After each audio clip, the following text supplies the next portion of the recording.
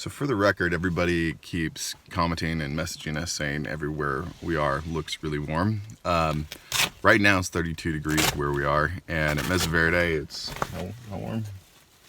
Currently 28. Currently 28, and it's gonna have a high of 47 later today. So even though it looks like the desert, don't let that environment fool you. It is still the late October. When's Halloween's like next? Yeah, today's the 21st. Yeah, today's the 21st, so Halloween's in 10 days. Yeah, so we are bundled up, and we are on our way to see probably the coolest archaeological site that was a living situation in North America, as opposed to like Serpent Mound or anything else like that, which was more of like a ritual site. So super excited to see how people lived about 1,000 years ago around here. Check it out, that's how cool my hands are. The middle one's white.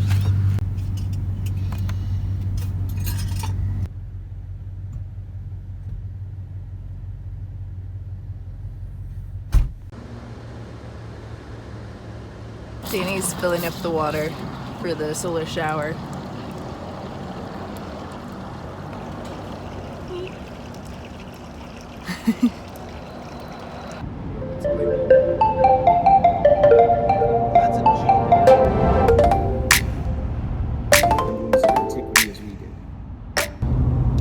On our way to Mesa Verde National Park, and we are now in Colorado, which is state number 7. 8.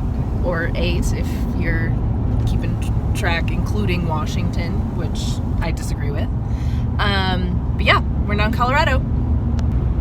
So we're trying to listen to podcasts about the national parks that we're going to, just so that when we arrive we're a little bit more informed. And it's also just entertaining to do so. Because we're nerds. Yeah, we're nerds. Yep. We're history nerds. And we just listened to one about the discovery of Mesa Verde by the Weatherall brothers, and just kind of how they went from being ranchers, and it was a Quaker family, and they totally evolved into becoming like whatchamacallit, like archaeologists. Well, yeah, archaeologists, but like at a time when archaeology in the United States didn't really exist. They had in the 1880s, like there was stuff going on in Egypt, but nothing really in the U.S. Leading up until the Antiquities Act was signed. So just an interesting, which Mesa Verde helped inspire. Yes. Because they couldn't get it national park status, but they got the Antiquities Act through.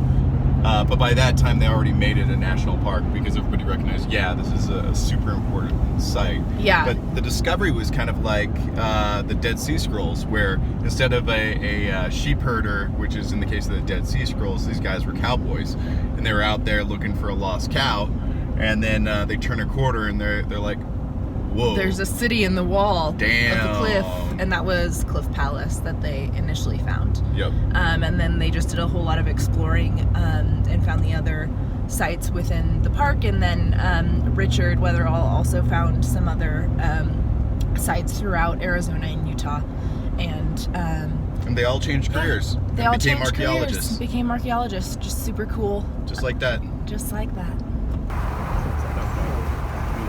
All right, we're at Mesa Verde's Visitor Center, and listening to the podcast, I finally put together what a mesa is, because Mrs. Phelps is going to kill me from college Spanish. It's table. So, yeah, it's those things with the flat tops. I guess the buttes are the round ones.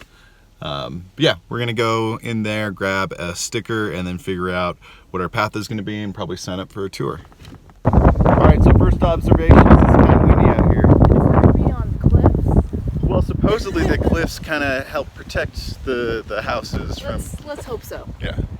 So probably because it's Monday morning, there's almost nobody here. So hopefully we get a semi-private tour. All right. I think that's the one.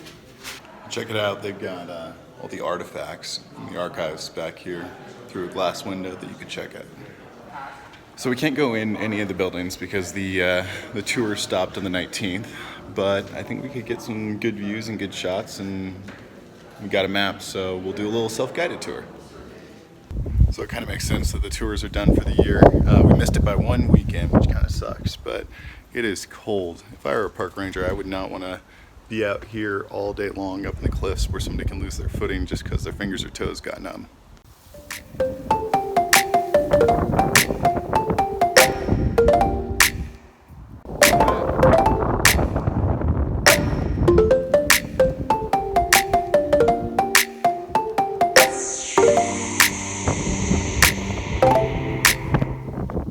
So I am a little bit disappointed that we can't go down into like the balcony house or the Cliff Palace. I was really looking forward to that. But we'll get plenty of views, and silver lining is this way we won't be locked in like an hour-long tour, and so we'll get to see more of the park and more of the different cliff dwellings throughout the park, around the Cliff Palace and also out at the Wetherill Mesa. There is a chance that there are a couple of cliff dwellings that we can get into because they're like normally open and there aren't normally tours with them. So we'll check that out and of course do that if we have that opportunity. But at least we'll be warmer. Yeah, that's true. It is really It's not windy. like we really care about that either. Like, you know, I just would have liked to have been like inside of them. It would've Yeah, been cool. but we might still get that opportunity. It just sounds like there's a potential that we won't. Maybe there's a corrupt ranger we could bribe.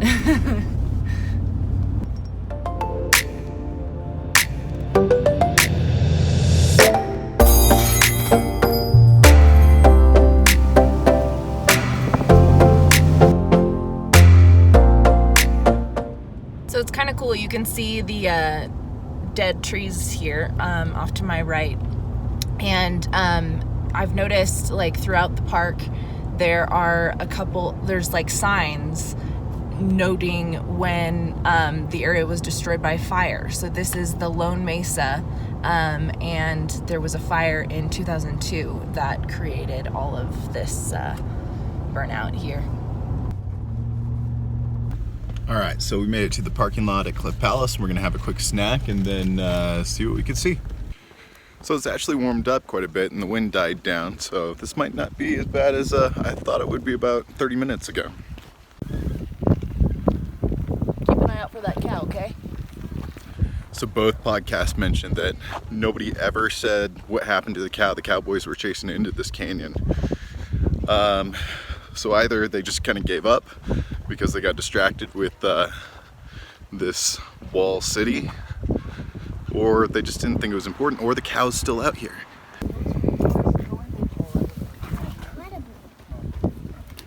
That's incredible.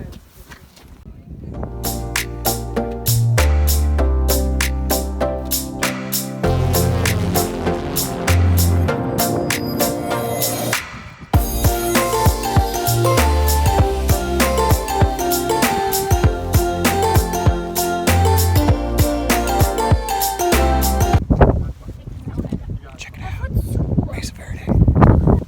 So this is about as close as we're gonna get for now.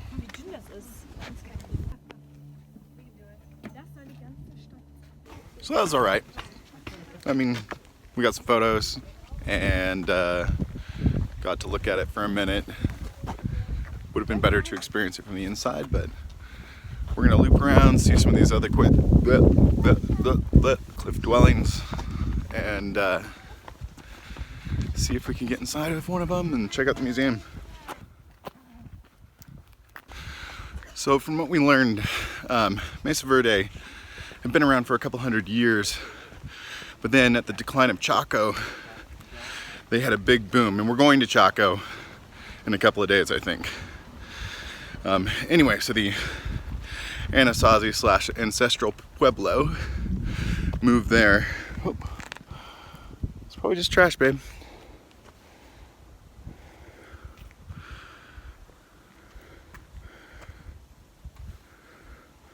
Feels plastic. I don't know. It's like plexiglass or something.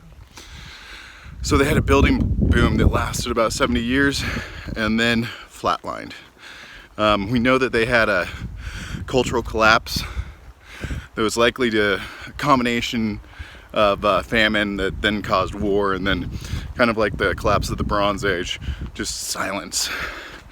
But genetically, we know that Pueblo people today are at least partially descended from the people they found buried down there.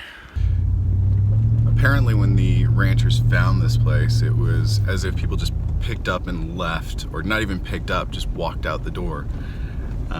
All the pottery was basically laid out on the table, and even baskets were still laying around, hanging from the walls, and clothing was still laying about. So it was as if they were hit by some sort of either plague or something that just made the population absolutely drop through the floor, and then whoever was left couldn't maintain the place anymore and moved on. It's one of the great mysteries of archaeology, kind of like the missing Virginia party, where sometimes these towns just suddenly are like everybody was abducted.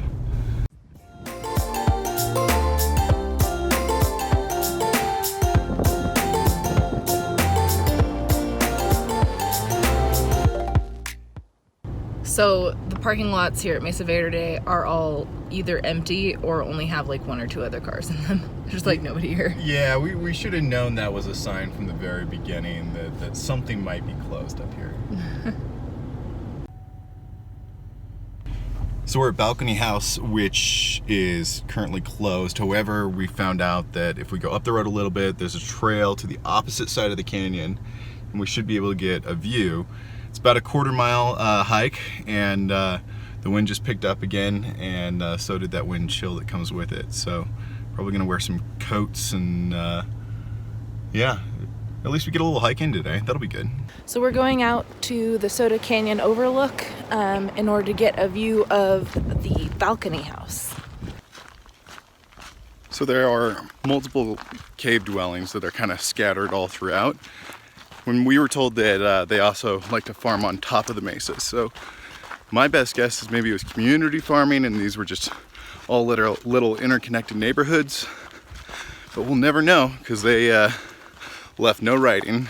The crazy thing is they would farm on top and then carry their harvest down into the canyon. I took a picture of this statue at the visitor center, which we'll show here in a minute, but that's just intense.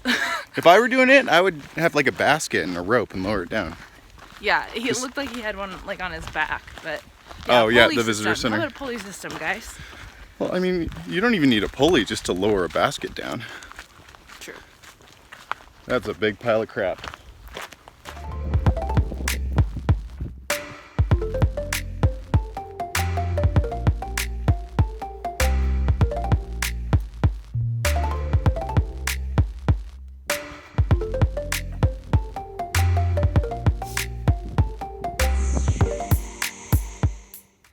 So I guess after seeing those arches yesterday, it makes perfect sense that somebody would build their house under them.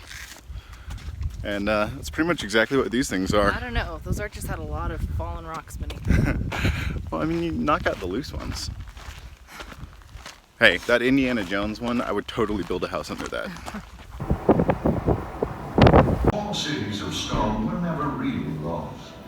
For centuries, they were known to wandering hunters who had encountered the tumbling stone walls. And neither were the cliff dwellings from a lost civilization.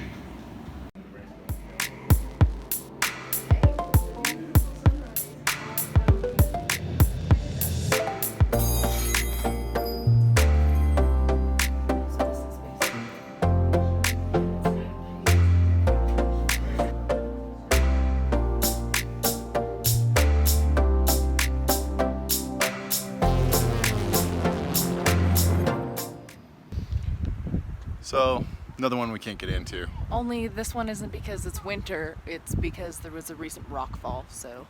So I guess you're right about like not building under an arch because rocks fall. Damn it. All right, well I guess our future house is gonna have to not be under an arch. I guess not. And I was already talking to those guys about claiming the spot where that Indiana Jones arch was. Yeah, we were gonna build there. All right, new plan. So you at plus 3? It is. Don't want to lose my hat. So what's crazy is not just these guys, because there's obviously stairs or something that goes up into there, but like, check this guy out right here. And that guy right there, there's no stairs. You have to rock climb to get up. Like when you go home from the main town in the middle of the night, you have to spider crawl across the entire canyon just to go, to sleep at night.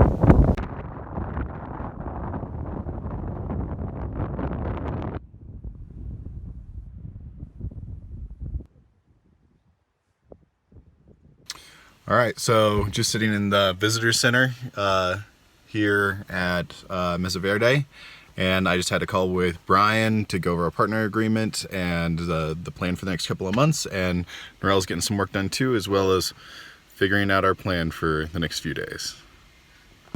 So we wrapped our Mesa Verde visit with a trip to the Chapin Mesa Archaeological Museum, which was a really cool museum. They had a lot of artifacts that they gathered, as well as like different dioramas of like what life was like, and then also how they built the different pit houses at different stages of architecture, and the Ancestral Puebloans architectural like transition with the progression. Thank you, that's what I was looking for. As well as like different materials such as yucca and their pottery making techniques. It was pretty cool. And then got a view of the Spruce Tree House. We couldn't go in though, not because it's winter season, but because there was a recent rock fall, which is unfortunate, but there we are. So Norel couldn't help herself. She needs a burger. Are you excited? I'm very excited. We can't see the whole half of your face. Because of the sun. Here. And I got the gluten-free option.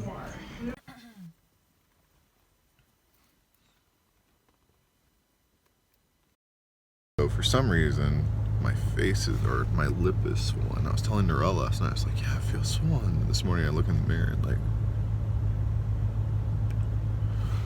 it's not from this is just a scab.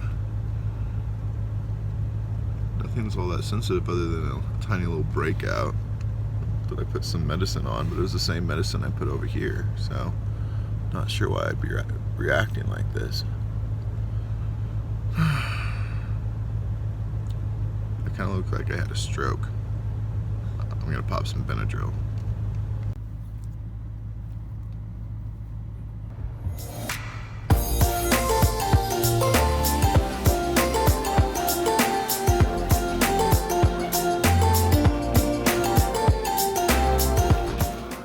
So this is the split Mesa Verde stack between me and Norel.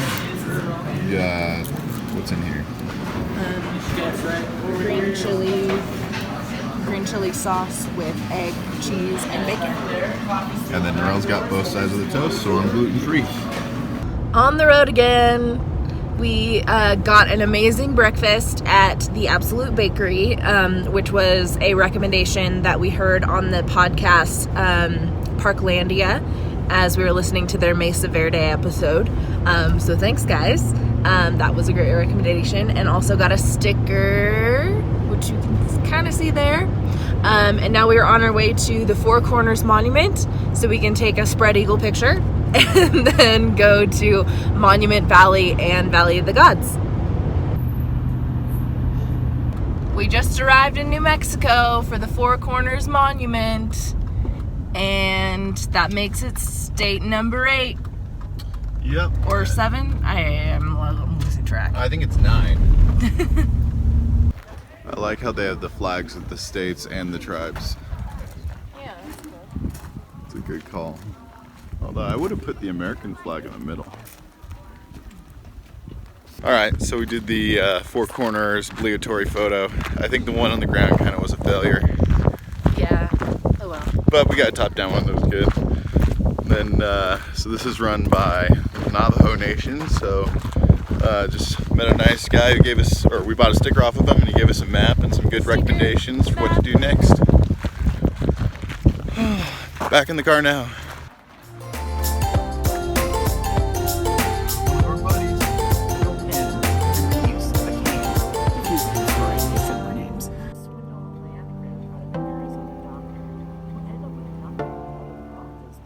We're right at the top of Monument Valley. and looking down at a cool view. Hey, Narelle. Hey, what? Life is like a box of chocolates. 3 years and 4 months and 26 hours. Backwards. It's hard to get them in here. Yep, there they are. And we're running like Forrest Gump.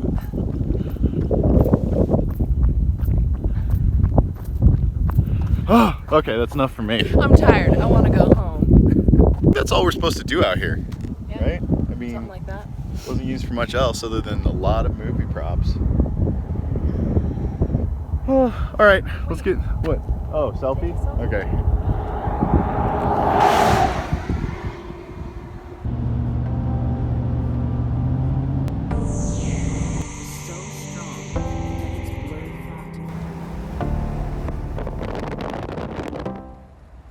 We're back in Arizona after Monument Valley, which you can kind of see in out the back window or side window. And we're not counting re-entries as additional stays, I don't right? think so, no. Yeah, no, that doesn't make sense. Yeah, it's just an update. Yeah, just an update. So we're somewhere on the other side of Monuments National Park? Monument Valley. Monument Valley. Just having a cup of noodles. Oh, that's the nutritional facts. The Vietnamese pho noodle, whatever. And I just took care of some work, so it's Narelle's turn next, and then we're gonna leave this McDonald's parking lot and head for a place we can actually camp. This is our campsite for the evening. It's another off-roading site. You can tell dune buggies come down here a little bit. There's a fire pit right behind the suboverland there, so we are scouting for firewood. How much you get? I found a good charcoal piece. Oh, good. This bottom one, it's partially that. burned.